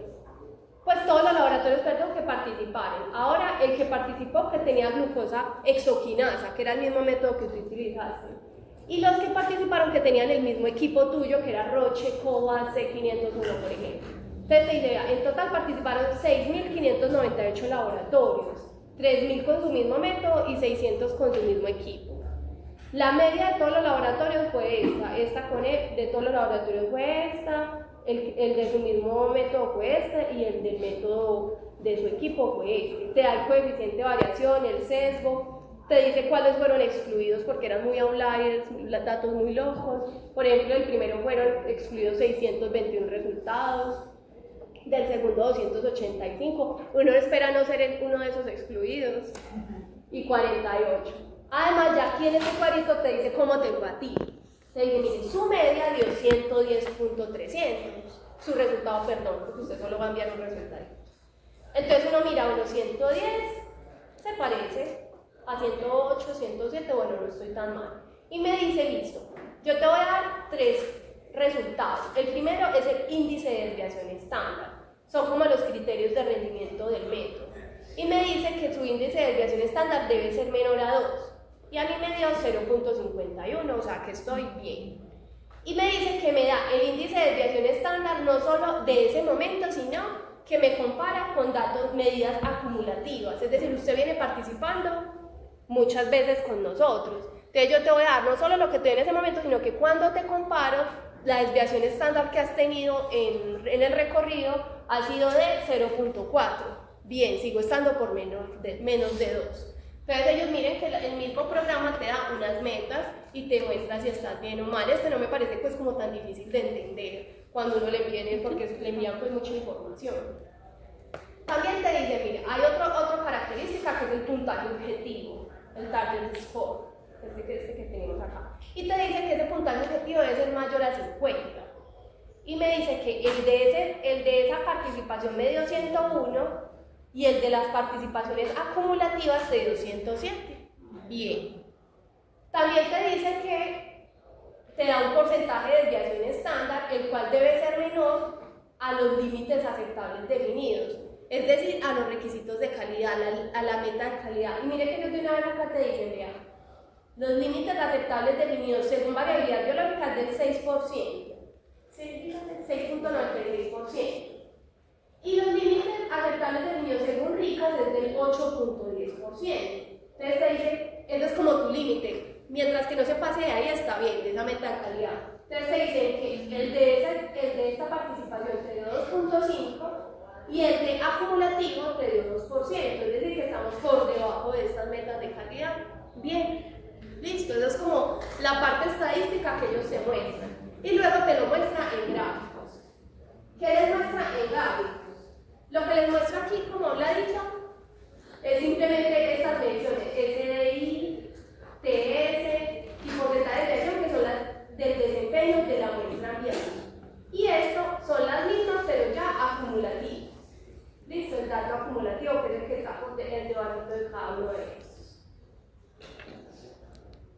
Luego me muestra como en gráficas cómo me fue. Y me dice, vean, todo esto que está acá en este histograma fueron todos los participantes, que se comportaban más o menos como una campana de Gauss, excepto como estos que están como rectos. Listo, y me dice, el que tenía su mismo método es el verde y el que tenía su mismo equipo es el azul. Ahora, ¿dónde está usted? Te le muestran acá, usted está acá. Listo, ustedes me dicen, bueno, no estoy como por allá tan loquita, soy como más o menos como por la mitad. O sea, uno siempre es muy visual, como familiar, como estoy yo. Ahora me dicen, mira, usted ha participado varias veces. ¿Esta que se le está viendo esta gráfica? ¿La qué? La de Jenny. Entonces tenemos aquí, se parece, sí, miren, tenemos aquí como si fuera la media, más 1, más 2, más 3. Menos 1, menos 2, menos 3. Entonces ellos te muestran, es como para que tú veas visualmente cómo se ha comportado. Y aquí te grafican el índice de desviación estándar. ¿Y se acuerdan que me decían que debía ser menor a 2? Más o menos 2. No debe pasar ni de acá ni de acá. Entonces simplemente me dicen, vea, este es el punto en el que tú estás participando hoy. Hubo algunos donde no participaste, NN no participaste, SN tampoco participaste. Pero cada que has participado, nunca has tenido un índice de desviación estándar mayor o menor a 2. Entonces, bueno, vamos bien, mi método está funcionando, no se está alejando tanto tampoco de esa media. En términos del target score, o el TD, que es la puntuación objetivo, es esta grafiquita que tenemos acá. La puntuación objetiva ahorita hemos dicho que lo ideal era que fuera mayor a ¿qué? 50. Resulta que el target score es como el error total máximo permitido según ellos. Acuérdense que según ellos sería ¿qué? Variabilidad biológica, estado del arte o requerimientos médicos. Variabilidad biológica. Ellos son una empresa ¿de qué? De control de calidad externo. O sea que sería según qué? Estado del arte. Acuérdense que está requerimientos médicos, que es por clínicos. Variabilidad biológica según variabilidad biológica interindividual. Y estado del arte, que es según estas empresas que ofrecen estos controles de calidad externos. RICAS es una de esas empresas, entonces ellas definieron que la meta para este analito X sea 8.1%. Entonces ellos dicen que si su resultado está menor a 50 es porque está superior a ese 8.1%, entonces no está tan bien. Listo. Si su resultado está por encima de 50 es porque está debajo de 8.1, entonces está muy bien. Acuérdense que si la meta es 8.1, yo quiero que mis resultados nunca pasen ese 8.1. Si está por encima es porque está mal. Entonces acá lo muestran como a la inversa, ¿cierto? Si mis resultados están por acá abajito, pues en la gráfica, es porque están muy por debajo de 8.1. Si es exactamente acá en el 50, miren que acá le puedo el target score, si es exactamente el 50 es porque mi resultado está exactamente en 8.1%, mi error total. Si es mayor a esto, es porque mi resultado está muy bien, está por debajo de 8.1 y me muestra cómo se han comportado mis resultados. Y me dice, vea, sus resultados siempre han estado muy bien, han estado por debajo de 8.1, miren que han estado en este caso por encima del target score de 50, vamos bien. Entonces uno ahí visualmente dice, pues en temas de puntaje objetivo sé que me estoy comportando por lo menos alejado a este 8.1 que fue la meta que ellos pusieron. También recuerden este que era el porcentaje de desviación. Ellos ponían 3 requisitos de evaluación. El primero era el índice de desviación estándar, que no debía estar en más o menos 2. El target score, que debía ser mayor a 50, y el tercero era el porcentaje de desviación, que ellos decían que debía también estar alejado de 8.1 si era el dato que ellos pusieron, o 6.96 según variabilidad biológica. Ellos nos dieron eso. Acá nos ponen un gráfico donde nos muestran las muestras en las que hemos participado y nos muestran acá 8 y acá menos 8. Es decir, que pusieron como meta ese 8% y empezaron a evaluar el porcentaje de desviación estándar, que esta es la manera como ellos lo calcularon. Y miran cómo se está comportando. En este tipo de gráficos uno puede empezar a ver si está teniendo un sesgo. O sea, si en las participaciones que yo he estado realizando, nunca me he pasado de ese 8.1% en el porcentaje de desviación estándar, pero ¿será que estoy teniendo un sesgo? Acá me empiezan a mostrar eso. ¿Ustedes cómo ven ahí? Tenemos un sesgo. ¿Positivo o negativo? Positivo. Entonces, desde hace varios meses, suponiendo que yo participara todo cada mes, acá lo muestran como si fuera el mes 10, 11, 12, otra vez empieza 1, 2, listo. Si yo participé desde enero de este año, del año pasado, no sé, de enero a septiembre, siempre mis resultados tuvieron un sesgo positivo. Y eso, ahí estoy cumpliendo, pero yo ya tengo que empezar a revisar en mi laboratorio qué está pasando. ¿Por qué estoy teniendo un sesgo positivo desde hace 9 meses? Ahí está pasando.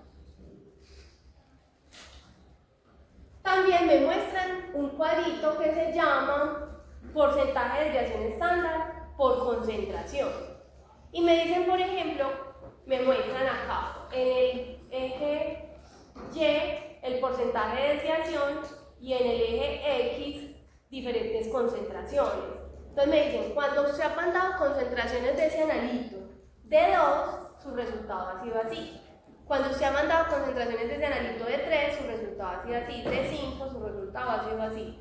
¿Para qué sirve esto? Para mirar si yo tengo problemas a una concentración específica.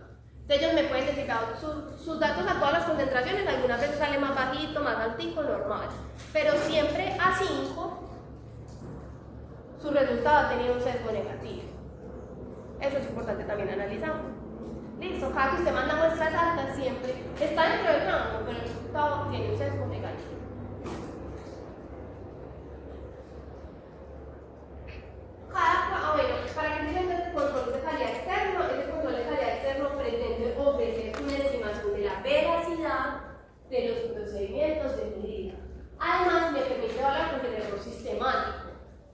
sé que ya llevo varios meses con un sesgo positivo, puede haber un error sistemático, o si a una concentración específica yo tengo un sesgo positivo o negativo, también eso es un error sistemático. ¿Vamos bien hasta ahí? Finalmente, en estos 15 minutitos vamos a ver la última partecita que es la posanalítica. Terminamos ya fase analítica, ¿cierto? Y vamos a terminar con fase posanalítica. ¿La fase posanalítica cuál es? ¿Qué pasa en esa fase? ¿Cómo? Se entregan resultados y el médico toma decisiones. Muy bien. Entonces ahí es cuando generamos el informe, hacemos una validación técnica y fisiológica, liberamos resultados, almacenamos las muestras por si el médico define que hay que volver a hacer algún reprocesamiento o nosotros definimos hacer algo y hacemos la custodia pues, como de esos archivos que van a quedar en el laboratorio. El informe debe ser, es una comunicación formal, oficial de los resultados, debe ser oportuno, clínicamente útil. O sea, de nada basta que a un paciente que se esté infartando, el resultado de troponina se lo entreguemos en una semana. Pues no tiene sentido, ¿sí o no? Entonces usted debe establecer para cada analito cuál va a ser la oportunidad de entrega. Troponina, mi oportunidad de entrega es 2 horas. Glucosa es 24 horas.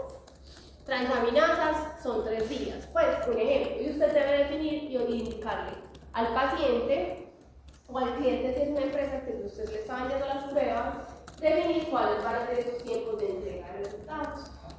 ¿Qué información debe tener el informe? Pues primero va a tener la información de mi laboratorio y la información pues, del paciente, obviamente muy importante. Entonces, la información del laboratorio, el médico que remite. Esta información es importante por si hay que informarle al médico algo del paciente o si la prueba se está demorando y hay que informarle al médico y también al paciente sobre eso, porque es una prueba que es muy... pues el paciente ya tiene cita. Entonces hay que decirle al médico que la prueba se le va a demorar pues para que sepa que es posible que requieran reorganizar esa cita médica, por ejemplo. Información de la muestra, fecha de obtención, la hora, número y código de barras y los datos generales del paciente. Y aquí también es muy importante el teléfono por si tenemos que llamar al paciente a reportar, por ejemplo, un resultado crítico. O sea, todos los laboratorios, por ejemplo, he visto muchos casos en los que, digamos, los pacientes tenían clínicos pues así, pero los hicieron particular en un laboratorio y salieron alterados, pero el laboratorio no, como que no le informó al paciente, sino que pues el paciente se demoró una semana en ir por los resultados, no le informaron como que tenía resultados. Hay resultados que son alterados y hay otros que son resultados críticos, que ahorita lo vamos a ver. De los resultados alterados, pues sí, el paciente está enfermo, pero no amenaza la vida del paciente de manera inmediata. Si es un resultado en el que amenaza la vida, por normativa, el laboratorio tiene que establecer una estrategia para comunicar con el paciente y con el médico o la clínica o donde se encuentre. Pues así debería ser. No sé si lo hacen todos los laboratorios, pero así debería ser. Entonces, ¿qué otra información debe tener? Obviamente, ¿qué analito? Pues ustedes han visto resultados de laboratorio, ¿cómo son? Ustedes se han hecho examencitos de laboratorio recientemente. Es que a veces uno le pregunta y me dicen, no, desde bebé no me hacen examen. Normalmente tiene el analito que se está pues cuantificando o determinando. Eso es en resultados cuantitativos. En cualitativos pues viene si es positivo o negativo, ¿cierto? Pero acá entonces el resultado que le dio, en qué unidades usted lo está entregando, es importante indicar que si es concentración, normalmente es miligramo decilitro, miligramo litro, puede variar según el analito, y si es actividad enzimática, pues va a variar, por ejemplo, a unidades internacionales, a microcatales, y también se ponen los valores de referencia y la firma del microbiólogo o el bacteriólogo que firmó, pues que hizo el análisis. También hay otros donde te muestra el analito, el resultado y las unidades, y no te muestra intervalo biológico de referencia, sino que te da como unos valores, unos puntos de corte. Miren que acá me dice que el colesterol, lo ideal es que sea menor a 200. De 200 a 239 dice que es un intermedio alto, y alto mayor o igual a 40. Entonces usted también puede expresar los resultados de otra manera. ¿Y estos valores de dónde vienen? Según esta guía pues esta es una guía americana de colesterol que se llama TP3, que ustedes la van a ver pues, con la profesora Jacqueline. Acá entonces, ¿qué más se pone? El intervalo biológico de referencia, interpretación, en este caso sería pues como una pequeña interpretación, en algunos casos por ejemplo en diabetes, usted dice prediabetes de 100 a 126, diabetes mayor a 126, ahí estaríamos dando como una interpretación de ese resultado, y se puede poner. Y además es importante siempre poner cuál fue el método utilizado. Por ejemplo, acá arriba no lo pusieron, acá abajo sí, el método plurimétrico enzimático, cuál fue, es importante pues como ponerlo. Si vieron en esta anterior, no siempre hay intervalos biológicos de referencia. Por ejemplo, glucosa es de 70 a 99. ¿Listo? De 70 a 99, pero colesterol no te da un rango, te dice menor de 200, usted está bien, mayor de 200 no está bien. Entonces eso se llama intervalo biológico de referencia o en algunos casos puntos de corte. ¿Cómo se definen esos intervalos biológicos de referencia o esos puntos de corte? Eso se hace normalmente a través de estudios. En este caso, por ejemplo, la ISO 15189 establece que cada laboratorio debería reevaluar sus intervalos biológicos de referencia. Es decir, que ojalá cada laboratorio tuviese los intervalos biológicos de referencia según la población que atiende.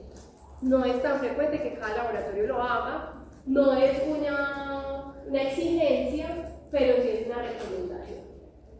Entonces, ¿cómo se saca? Normalmente es un grupo de personas, según esta guía dice que mínimo deben ser 120 personas, que se definan entre comillas sanas, porque pues puede tener otras alteraciones, pero por lo menos para ese delito no hay alteración, y normalmente se analizan y hay una distribución tipo gaussiana, una distribución típica de los resultados de referencia sana. Los resultados por fuera no necesariamente indican enfermedad. ¿Por qué? Normalmente, cuando hacemos esto, definimos el intervalo biológico de referencia con una confiabilidad del 95%. Es decir, que estos pacientes que están acá no necesariamente quiere decir que estén enfermos. Listo, hay un porcentaje. El intervalo biológico de referencia se hace con un 95% de confianza y hay un porcentaje que puede que esté por fuera y no esté enfermo o sí. Listo. La especificidad es del 95%, como se definen en estas guías que se saca un intervalo biológico de referencia. Listo. Entonces, conclusión, siempre se saca con personas sanas, y luego entre comillas porque puede tener otra alteración, pero por lo menos para ese analito se hacen otra serie de mediciones que a uno le ayuda a indicar pues, que no tiene alteraciones. Si por ejemplo glucosa a nivel pancreático no hay alteraciones.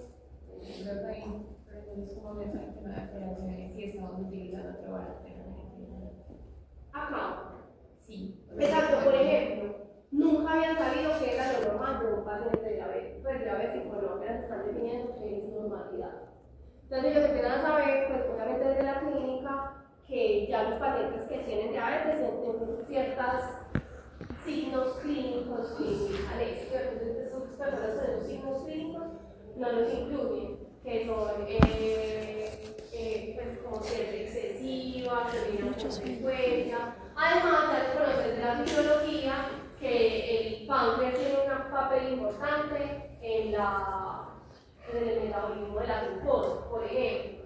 Entonces, hacen ecografía pancreática que esos pacientes, esos 120 pacientes no tengan nada pancreático. Se sabe que la insulina y el glucagón tienen un papel importante. Entonces, tú puedes empezar a determinar otras cosas alrededor para indicar que los pacientes no tienen ese tipo de producción. Listo. Y cuando coges ese grupo de pacientes, sabes que todos se comportan similar. Que son pacientes con insulina sanos se comportan de manera similar en ese laboratorio. Y sabes que aquellos que se estaban teniendo una alteración Salgo de aquí y me voy Y caminando. para que tú las Eso me puedes dice. ver, por lo menos en lo que los pacientes nos están diciendo, que están sintiendo, ellos tienen otros niveles de glucosa diferentes. Listo, entonces Ahí así les se voy a volvieron dar a clase. definir cuáles van a ser los niveles Claro, normales si y queremos los eso. estudiando como la Los seguimos población. esas cosas. Claro. Ahora Porque los se puntos de hace corte. para no hacer algo malo. En los puntos de corte tenemos entonces que acá tenemos que esto tiene un intervalo biológico de acá es normal, acá para arriba está enfermo y acá para abajo está enfermo. Pero en algunos puede ser que simplemente de acá para arriba está enfermo y de acá para abajo está enfermo, sano, por ejemplo en triglicéridos. Para definir estos valores de alterados, ¿en qué momento yo defino prediabetes y que de acá para arriba es diabetes? Listo, esas son puras pruebas clínicas adicionales que le hacen a los pacientes. Ellos empiezan a, o sea, normalmente se hacen bajo estudios ya en pacientes, en personas enfermas, y empiezan a evaluar que los que tenían de 100 a 126 no estaban tan enfermos como aquellos que tenían más de 126 miligramos de litro. Estos que tenían más de 126 miligramos de litro, ya la diabetes les estaba causando alteraciones visuales, renales, neurológicas. Entonces así es como empiezan a definir este tipo de criterios. Entonces ya para estudiar a los enfermos, obviamente se utilizan ya no pacientes sanos. Son valores que tienen una asociación clínica con la enfermedad y riesgos específicos. Por ejemplo, ahorita lo del colesterol que decía, de acá para acá, riesgo bajo, riesgo intermedio, riesgo alto. Resulta que ya saben que los que tienen colesterol mayor a 120, 229 se infartan más que los que tenían colesterol de 200 a 229. Listo, son asociaciones clínicas. Y ahí empiezan a determinar eso. Se parte entonces de resultados clínicos, por ejemplo, estudios de cohortes, prospectivos, meta-análisis o valores por consenso, que se define un grupo de expertos que ya digan, no es que mayor a 229 miligramos de litro de colesterol ya es un riesgo alto. ¿Alto para qué? Para tener un infarto. ¿Listo? Entonces, el intervalo biológico de referencia con pacientes sanos. Estos puntos críticos con estudios con pacientes, con personas enfermas.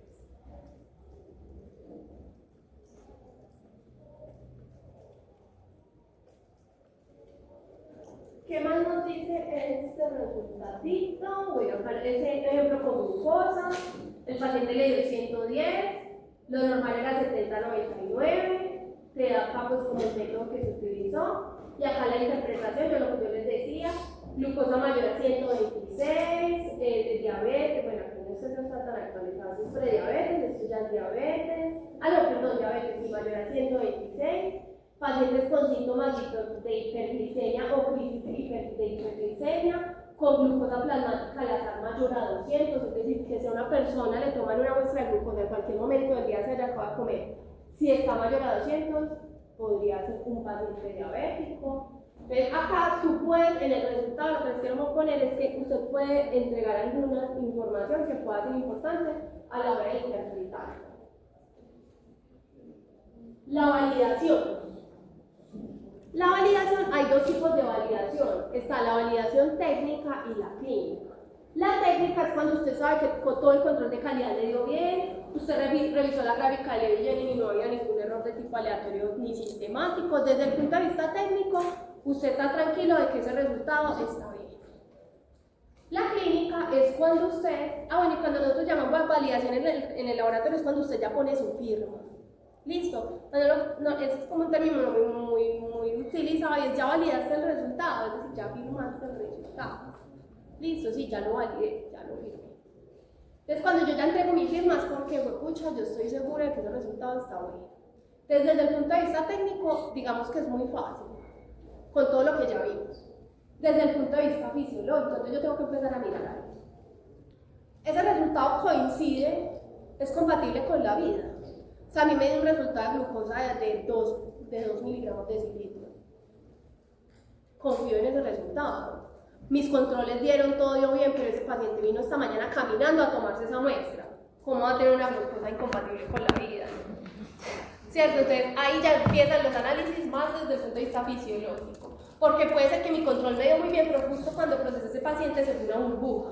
Y eso dio una absorbancia rarísima y esa concentración dio rarísima.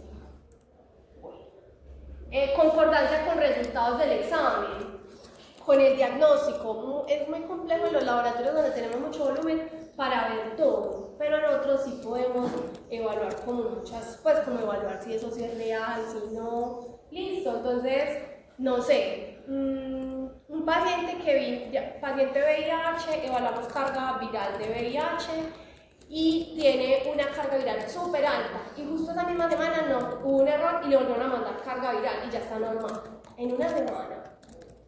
Muy raro que el medicamento, pues, en una semana pasar de una carga viral de 200 a 0. Entonces usted tiene que empezar a hacer análisis de ese tipo de cosas. Por ejemplo, y ahí nosotros pues cuando yo estaba molecular y validaba, siempre revisaba resultados previos de carga viral de VIH. O un paciente que no ha sido diagnosticado, ¿cómo lo voy a reportar? Si será que sí será. Entonces ya uno empieza como, ay no, yo no voy a reportar ese resultado de carga viral hasta no estar segura que este paciente sí estaba diagnosticado, ¿cómo le llegó acá? Entonces uno empieza a mirar, pues como son resultados críticos y hay que saber cómo reportar. Resultados analíticos del rango de linealidad, límite de detección, que no haya pasado el rango de linealidad, a mí se me olvidó incluir, eso es importante tenerlo en cuenta, aunque eso lo pondría más desde la parte técnica. Intervalo biológico de referencia, ahorita vamos a ver un poquito, o yo creo que ya en el laboratorio podemos terminar de esta partecita. Entonces lo que les quería mostrar era que la validación es la firma de que yo ya soy el responsable, que ese resultado está correcto. ¿Qué es un resultado crítico? O un resultado rarito. Miremos acá, los niveles normales de calcio son de 9 a 1, de 9 a 10. Menor a 9 es hipocalcemia, mayor a 10 hipercalcemia, listo, normal. Yo presenté el resultado de mi paciente, todos los controles de calidad me dieron bien, me dio un 8.9, yo sé que tiene hipocalcemia, lo entré. Amenaza de vida, menor a 7 y acá, perdona, que es mayor a 14. Listo. Eso lo tengo que tener identificado. No todos los análisis, no todos los resultados pues, como analitos en mi laboratorio son críticos. Hay unos que sí. Usted puede tener una tablita pegada, no sé, en alguna parte donde usted tenga. Estos analitos son los críticos. Si se da mayor a esto y menor a esto, es crítico.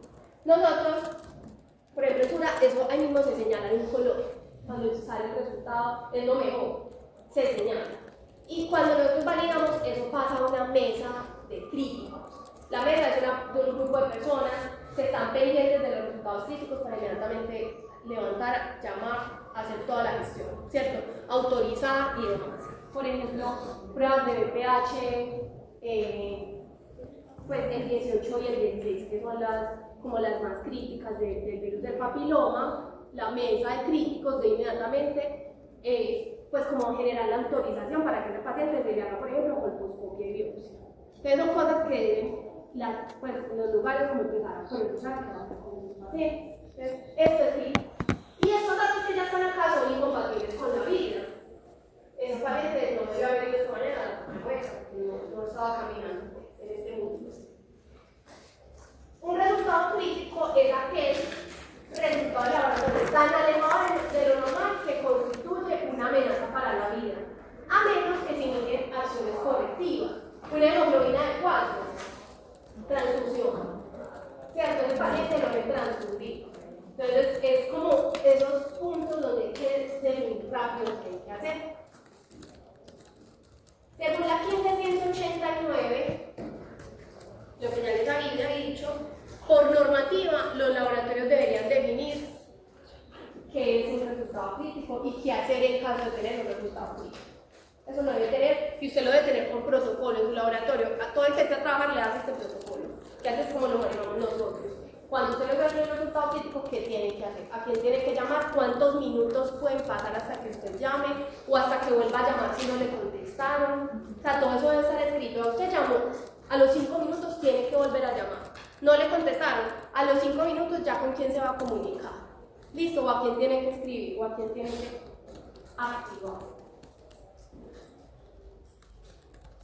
Esto es un ejemplo de un articulito que te dice como unas indicaciones. Por ejemplo, el resultado está en la lista de críticos, no importa, ¿sí? Entonces es un valor crítico, llamar al médico.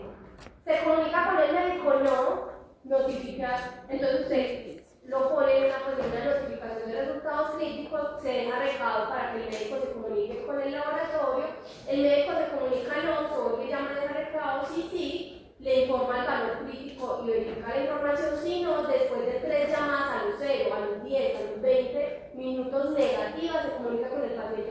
familiar. O sea, esa ruta debe quedar escrita y debe ser muy bien definida por su laboratorio. Ustedes miren que cuando hablamos de fase postanalítica no es entregar solo el resultado, ¿ok? Esos son muchos de qué va a hacer con ese resultado. Listo. Muchachos, vamos a dejar hasta acá y terminamos mañana la próxima parte de la poesía que me falta. Vale, ya.